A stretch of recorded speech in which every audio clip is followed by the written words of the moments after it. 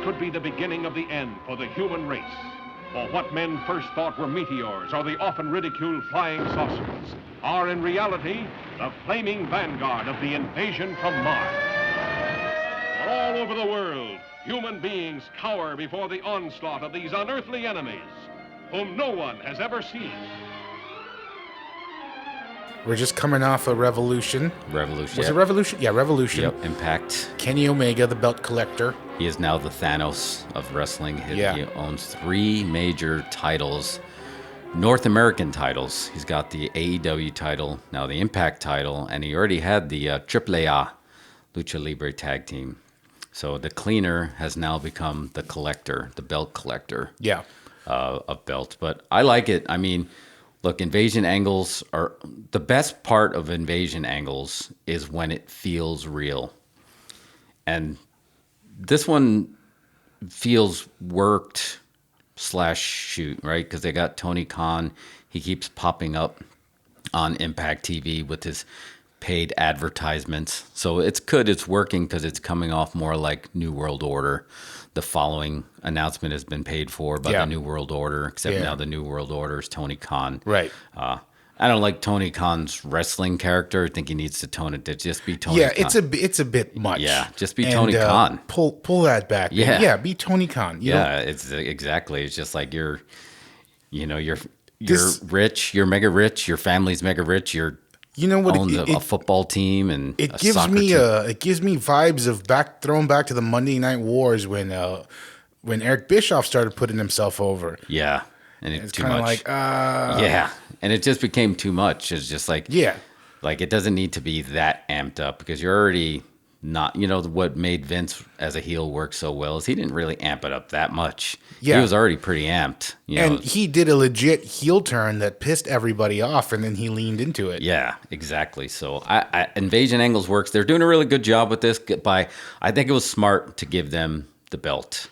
I think it was smart to give Kenny the belt to show that this isn't going to be a throwaway invasion, or this isn't going to be an angle that they're going to try to get one company over on another company. I mean, I think Impact realizes that AEW is the one with the national TV contract. Yes. So go lean into that one. They got more eyes on that. So, and they got basically legit friends. You got the Good Brothers that are working on the other side. That part, the Bullet Club has kind of become like the clique of the 90s, that they're kind of spread throughout each company. They have representation. So I think that's what's really making it work. And, it's making that feel legitimate. Like you have Don Callis, right? The Jackal from WWE days. But I mean, he goes all the way back with Chris Jericho. They're Winnipeg guys. So you have that tie-in. And having all these like historical tie-ins, this is how conspiracy theories start. But in wrestling, it works out well because you're like, oh, they are tied together. So it makes it feel a little bit like a shoot. Yeah. But it's just like, it's no different than what they did in the NWA days, right? Where you can just kind of hop around and have these agreements. The opposite would be, say, when WWE bought WCW and then they had that invasion that came a little bit too late. That felt so sterile. That felt so worked. They only got like the guys that were like the mid-carders who haven't had the rub to move to the next level. Yeah. And it failed on all levels. And then it just kind of started to bleed together. And then they kind of added ECW into the mix, which then gave it some legitimacy. But it failed. I mean, everybody knows it kind of failed on all levels. And the reason it failed is just like Vince was not going to ever let something that the other company did get over on him. You think that was intentional?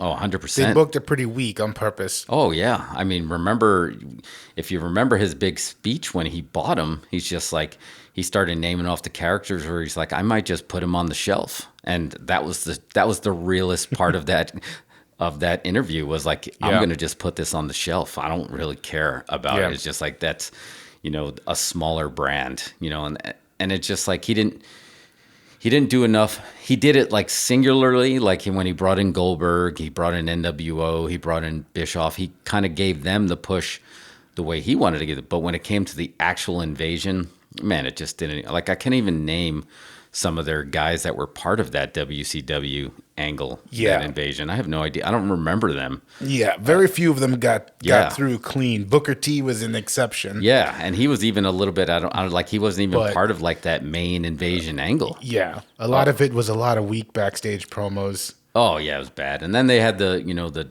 WCW match on Raw that with Buff Bagwell was famously, that was pretty much his only match there. Yeah, he got pretty much put in, and got the hell out of there. So I think the way to make this work is before the WCW invasion, ECW did an invasion angle on WWE that worked, and that's when WWE was losing the Monday Night War, and then they did things like Taz hop over the guardrail to talk about Sabu, and then they like had the camera like get him off of there, and they started doing that, and then it started feeling more like a shoot. Right. And in a way it was, because Vince was desperate at the time because he was losing.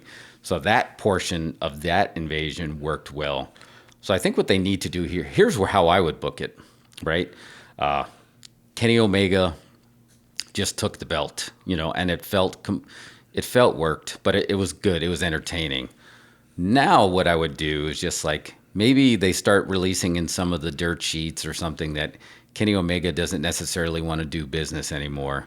Kenny Omega is kind of happy having all these belts, and maybe the Thanos feeling like the power is getting to him. He's not going to drop the belt back to somebody on Impact. Now you got to just like, oh shit, what are they going to do? Now they have their belt on somebody who doesn't work for them, who's not under contract for them. What do they do? Well, guess who's on the open market right now? Samoa Joe, who's come from Impact, from TNA. Yeah. Maybe you have to call in the old days like a Lou Thez, like, I'm not going to bring in a shooter. I'm going to bring in a hooker. That's somebody who's going to actually force you to do business and take that belt back for the company. And maybe they do something where Samoa Joe shows up on AEW and they kind of play it off like it's not planned. Like, oh, what is he doing here? Yeah. Oh, get the camera off him, and just like, let's cut to commercial. Yeah. Because Samoa Joe's there to take the belt back. And everyone knows Samoa Joe, he's a shooter, right? Yeah. He can work, but he's an MMA guy. So it's not surprising to have him come in here and force somebody to do business and take that belt back. They did that. They had a UFC crossover with ECW a long time ago, and they had Taz working an MMA guy. I don't remember the guy's name. He was a big dude, Paul Varlins, I think it was, a polar bear. Yeah. But Taz basically was put in there because he can handle himself. And also they had Taz, remember, come back. That was the first time it was Mike Awesome going to WCW against Taz, who was technically WWE at the time, but they let him go back to ECW, and they were going to have him take the belt off Mike Awesome just in case Mike Awesome decided to go into business for himself, not drop the belt, and bring the ECW belt to WCW with him. So it was the first time that they had like a legit WWE, WCW, ECW shoot match in there. But it was compelling because you're like, holy shit, is Taz going to legit have to fight Mike Awesome to make sure he does what Vince calls the time-honored tradition and take that belt off? So it's just like very compelling, right? Just like him. So they can do that with Samoa Joe. They got Moose. I think he was the guy from Lucha Underground. He's another big dude that is just like, don't worry, send me in. I'll get the belt back, and basically do the old Kevin Sullivan break the pencil. What the breaking the pencil is basically the booker says, this is going off script. We're not writing this. We're fighting. And if they basically have one of those big dudes break the pencil with Kenny Omega, and then you can have that unsanctioned match. Look, they can probably even do something on Fight TV, like a quickie 3-match pay-per-view, but it's not by either company, or it's by both companies, so you're not sure, like, all right, we're going to do this, but or each have their own, right? Yeah, so it's just like a maybe back to back. Yeah, like a 2 out of 3, like one match in an Impact pay-per-view, one on an AEW pay-per-view, and that's when they really start working. This guy, they're not doing business. Maybe you do a spot or something. Yeah. So this invasion angle could really work, especially it's just like Kenny Omega. Thank goodness. They took him. He was great with, as a tag, but it's just like him as a heel. he's not even that great on the mic, and that's what makes it better. Yeah. And now he's got all these titles, right? Mm-hmm. So it's just like, it's not that, unbelievable for him to all of a sudden decide, I like having all these titles. No, I like it. That's great. That's a great idea. So the invasion, and it can, look, this is only going to benefit all the companies. AEW's got more viewerships now that NXT got moved to Tuesdays, so they're hitting over 1 million. Yeah. It's going to give Impact the rub, right? Mm-hmm. Of just like raise them up. I'm just like, who is this company, right, that's on there? Because that would be my only complaint, is it's not 100% clear that when Don Callis and the Good Brothers come out, it's not clear that they're not with AEW. And right. They kind of did that with Thunder Rosa. It wasn't clear, and it's still not clear if she was just an NWA talent or is she an AEW talent. So I think they just need to find a way to make that a little more clear, that this is a non-sanctioned AEW match. Yeah. Tony Khan's doing it right. He's has the old Fritz von Erich old world-class policy of just like, we have an open door policy. We'll take people from other territories, because he was used to having other territories send talent. They would do talent trades. So this is very much going back, what's old is new again. It's going back to that territory feel. But just make it feel like that they don't necessarily want to be there in AEW. They just want to get over in AEW. Yeah. They want to get over on AEW, not necessarily they want to be part of AEW, right? Like if Thunder Rosa was just like, I'm NWA through and through, it's just like, and I just came here to beat every woman on the roster to prove that NWA is superior. Yeah. I would like to see them do that with Impact, Yeah. But I feel like they haven't really did that yet, because the Good Brothers, when they're out there, they just feel like they're part of AEW. Yeah. I wonder, this just makes me curious, probably not, but WWE should be taking notes here, because the way that AEW and Impact and NWA are able to create drama by different, they have different brands, different products. WWE's never been able to differentiate their shows enough. No. They're all so similar, and they don't really even commit to, whenever they do a draft, that's out the door in, a few weeks. Oh, yeah. So they've never been able to commit to these real, separated brands, even though they call them separate brands. So they seem to all just go together, and that's why you feel like you're watching this 7-hour marathon of the same of WWE all week. And when someone jumps to another brand, it doesn't really impact anything. No, they other than like one's red, one's blue, and one's yellow. Yep. That's pretty much it. Mm-hmm. I mean, at least NXT, they make their venue look a little bit different. Yeah. Man, but I would be doing everything different. I would be doing different camera angles, have a different producer. Mm-hmm.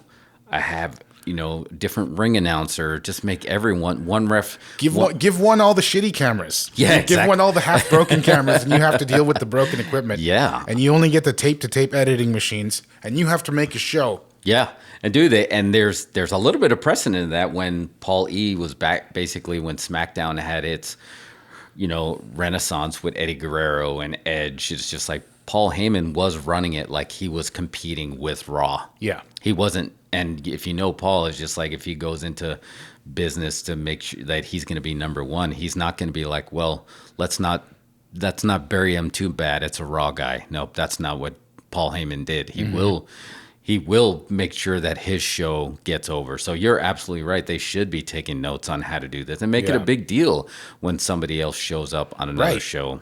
I mean, they got so much talent. I mean, they could be staggering this talent. I mean, they have enough money and time that they could be giving talent 6 months off, to get off TV for a little while. Yeah. And goes to another show. You forget they have several other shows that we don't even talk about. Well, 205 Live. Oh, yeah. What is that? It doesn't even make a dent. Is it still on? I don't even know. And they've got an NXT UK. Yep. So there's more stuff going on there. There is. They got so much talent. So they just in the end they just keep making every show look the same. Yeah. And that's what's not working. So I don't know. They're making money, and unfortunately that's gonna hamstring them. Yeah. Where it's just like they're gonna let it they're going to ride it until all of a sudden, like, hey, whoa, wait a minute. Our ratings were 1.7 and AEW's were 1.2. I mean, that's in breathing range of that. That should be making them take pause. Yeah. Right? Because AEW's not competing.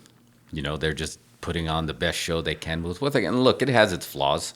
I'm not saying it's perfect, but I mean, people will tune in because it's way less of a commitment, right? And it looks different. Yeah. And that's all. It's all they want. Yeah, and you get a full 2-hour serving of wrestling every week, good or bad. It's satisfying. Yeah, it's just so you get fed.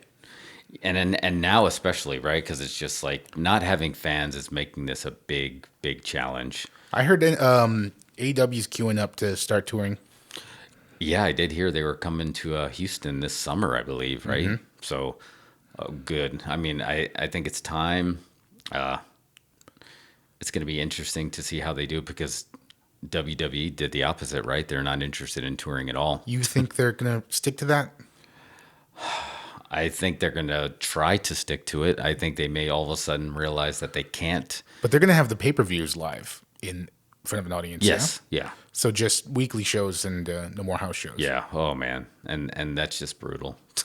It's just like we don't want... Thunderdome needs to go away as fast as it can just because I don't want to see produced fans. It's already... Everything is already, like we've talked about on here before, is already too polished. I don't need polished fans. And that's why I feel like this AEW Impact invasion is working. Because if you think about it, really, neither of them are quote unquote polished. No. It's just like the fans, well, they're actually the wrestling talent that is in the front row singing along, even though Jericho was a heel, right, would be considered not polished, right? And it's just like, but wrestling is supposed to not be polished. Yeah. We come from those smoky VFW halls, where old ladies throw rocks at you. That's not polished. Yeah. But I mean, that added to the excitement there. Yeah. So, I mean, wrestling in the Sportatorium, I can tell you there is nothing about that place that was polished. Literally, like rats would run by your head when you showered. Like, and someone was like, "Bro, like wrestling, like ring rats?" Like, no, it was an actual rat, and it always smelled like hot cheese and hot mops. So, and it had the old chicken wires. Like, there was nothing polished about it, but there's an electricity that comes with that too. Yeah. So, I hope they do something like that. I'm okay with them, Kenny Omega keeping the belt for a little while and just basically start taunting. Yeah, I mean, he's great as a heel. They might as well push that as far as they could possibly take it. I think it's still got gas. Yeah. Basically, just start going on and just like finding a way to run Impact down without making it seem like don't tune into this show. Yeah. Just like, that I always remember a lot of the veterans will always say, it's like, don't make fun of your opponent too bad because you want to make it seem like you're beating somebody special. Right. So it's just like, do the same thing with Impact. Don't run them down to the point where it's just like, this is a rinky-dink show that has no talent. Don't say that. It's just like, look, you guys think you have talent, but you'd never run into the Mega Man. Yeah. Now the belt collector. And just like, I dare any of you to step up and come get this belt. Because guess what? I might not do business. Just come right out and say it. I might not do. I like having 3 belts. Yeah. Just like, do you think I'm going to give back this AAA belt? Like, no. I may never go back to Mexico and I may put it in my mantle and retire it. Like, really start making it just like this dude's just like might not be given the belt back. Is there a way you can book it to separate the belts during a match? Yeah. I mean, you can definitely say that only this, you don't have to do a winner like their match. Well, it would be an interesting finish if somehow he could be stripped of all 3 belts simultaneously by 3 different. That would be good, right? You have one of the Lucha guys take the AAA belt. Yeah. You have a New Japan guy come in, a ringer, and take the. Now that's a shoot, right? Yeah. Now that would be awesome. Like all of a sudden they have like a winner take all for this belt. Some guy from New Japan comes in and wins the AAA belt and is like, this is cool. And then he leaves. And like, wait a minute, he's not booked on any AAA shows. How do we get that belt back? Yeah. Like add a little bit of like that intrigue in there. But that would be awesome. Yeah. Just like find a way to defend one belt or all the belts, but yeah, stripping the belt. You can do that. It's like, we no longer recognize this belt, but we're going to have a tournament to crown the new champion, the interim, but then you always have that Kenny Omega's just like, man, you never beat me though. So it's just like, this is the real belt. And then you have, when you can unify the belts. Yeah. So you can let it sit. There's plenty of stuff that they can do. And look, it just gives them more talent to be creative and have fun. Yeah. Do you think Impact's benefiting from this partnership? I think so. I heard their pay-per-view numbers were up. Yeah, I think they are. Yeah. It's just like, because now they're just like, full disclosure, I don't even know what network they're on right now. I don't know how to watch it. I don't know how to watch it either. I just can't figure out where I'm supposed to watch it. Yeah. It's like, do you watch it on Twitter? Like, are they making some TV revenue money on this? Yeah. Should they just move it to an online show? Because I have no idea how to watch it. But you had more people at least trying to figure out how to watch it rather than saying, oh, I just figure they're out of business and I'm not going to do that. And look, they have a lot of old footage. I mean, they basically have footage of like Sting and AJ and Samoa. Yeah. They had a lot of guys that go. Yeah, everybody's been through TNA. Yeah, so they've been through there. So it's just like, you could utilize that. I don't know. That's a little bit. Back in the day, WCW used to do that. It's just like they'd show, The Undertaker getting jobbed out on WCW. Well, they do show those on Pluto TV. Do they? There's a TNA channel. Oh, that's just TNA stuff? Yeah, they just run TNA stuff. So they must be selling the rights somehow, right? Yeah. They never sold out. I mean, I thought they were really close. I thought, okay, this is going to end up on the network. There's a few wrestling channels on Pluto, honestly. Is there? Yeah, I think this whole all these new apps are opening up other avenues for that sort of old content. I think there's a AAA channel, there's a TNA channel, and there's sort of a wrestling mixtape kind of channel. Oh wow, like yeah, that makes sense. It's just like, because I guess the network did show that there is people are interested in watching it. A lot of current stuff is not as good. People are wanting to go back and watch old stuff. Yeah. Vice TV, with Dark Side of the Ring is their number one TV show. I read that they are on the verge, or may already signed a deal with a company to run weekly shows on Vice. Who did? Yeah, Vice TV. I don't know the company that is actually going to be the one that's running it. I have to look that up. But yeah, Vice TV is going to get in the wrestling business. Wow. Yeah, because that Dark Side of the Ring, dude. They had Dark Side of the Ring, Dark Side of the Ring Confidential. Then they have now Dark Side of Football. They're going to spin that off. So they're definitely capitalizing on the momentum of Dark Side of the Ring. So it only makes sense that they would have a weekly show. I got to say, I think that this is probably the biggest wrestling has ever been that I can remember. Yeah. Obviously, you had the rock and roll 80s and all that, which it was huge and broke through to pop culture. But now, like I said, the democratization of, equipment and, distribution, you can just make a wrestling show, put it on YouTube. Yeah. And if it gets over, it can get bigger than that, Oh, yeah. And now you've got, like I said, you've got these free streaming channels that are looking for content, so they can put ads on that stuff. Smaller shows are getting views, Content wars, you called it. Yeah, it's so much easier to follow your favorite independent wrestler now. You can find where they're performing, and you can generally find a stream of it somehow. Yeah, that's outside of like YouTube. Outside of YouTube, Yeah. Sometimes they have their page where they'll stream, get a streaming ticket. It's amazing. MLW is the one that signed a contract with Vice TV. Oh, okay. Yep. So, and I think they got like the son of the Kevin Von Erich. They have some talent too. They at the minimum they are on equal footing as far as talent goes with Impact. Yeah. So but you're right. It's crazy that it's the hottest and biggest it's ever been as far as like money, but as like creatively, it still feels like it's suffering on all fronts. From WWE. Yeah. From the largest entity. Yeah.